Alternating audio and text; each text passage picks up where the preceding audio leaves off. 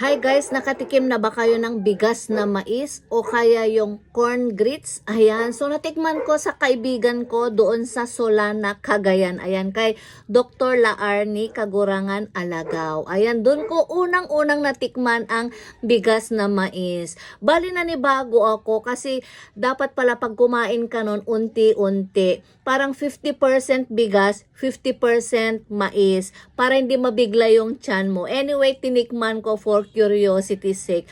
Okay naman siya. Okay na okay. Parang bigas lang. Ayan guys. So, tungkol doon sa bigas na mais, pag-uusapan muna natin ang nilagang mais. Ang daming benepisyo nito guys. Alam mo ba na may lutein ito? Maganda sa mata para maiwasan ang pagkakaroon ng maagang katarata. May mga bumabata ngayon na nagkakaroon ng katarata guys. Ayan, so para maprotektahan ang ating mga mata, mainam ang pagkain ng mais dahil meron siyang lutein. Imagine, mataas ito sa fiber content at meron siyang potassium. Dahil dyan, maganda ito para sa kalusugan ng ating puso. Nire-regulate din niya ang pagtaas ng ating blood pressure at ng ating blood sugar level. Ayan guys, maganda rin sa ating tiyan kasi nga high fiber. Kaya pag kumain ka nito, maiiwasan mo ang pagkakaroon ng constipation. O di ba ang daming benefits ng pagkain ng mais. Hindi lang 'yan. Ayan, mainam pa ito para sa mga nagda-diet.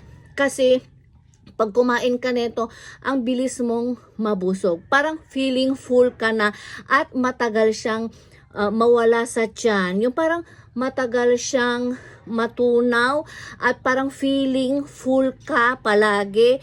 Kaya mainam ito sa mga nagda-diet. Pag kumain ka nito, hindi ka gutumin. Ayan. So, hindi ka magka-crave ng kakain na naman. Diba? Naranasan nyo na yung pag kumain kayo, mayat maya after 30 minutes, gusto niyo na naman kumain. Ganon. Parang kanina sa office.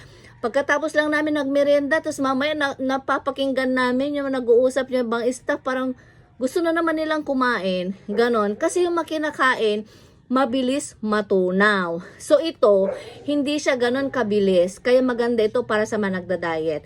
Sa mga diabetic, nag-i-slow lang ng pag-increase ng blood sugar. Pero syempre, pag marami ay hindi maganda sa ating katawan. Dahil meron din itong carbohydrates na nagbibigay enerhiya sa ating katawan.